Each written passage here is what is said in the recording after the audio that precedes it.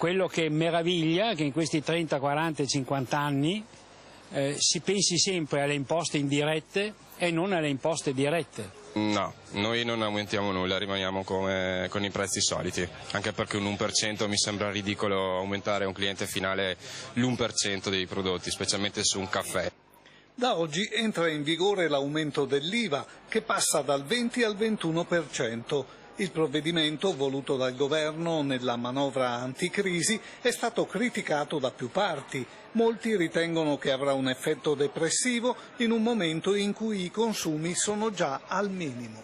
Lo dico da persona che guarda con attenzione i fatti e l'economia. Siamo un po' preoccupati, ecco. Certamente i prezzi aumenteranno e soprattutto andranno a toccare le fasce che sono già in difficoltà.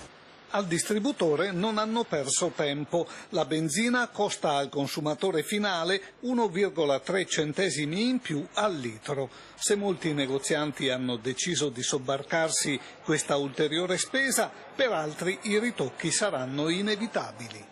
I prezzi non verranno aumentati perché non è assolutamente immaginabile in questo momento di poca richiesta di acquisto che i prezzi vengano aumentati. Ovviamente i prezzi aumenteranno per il semplice fatto che dovremmo aumentarli di un punto percentuale per quanto riguarda la parte IVA, che dal 20 passa al 21.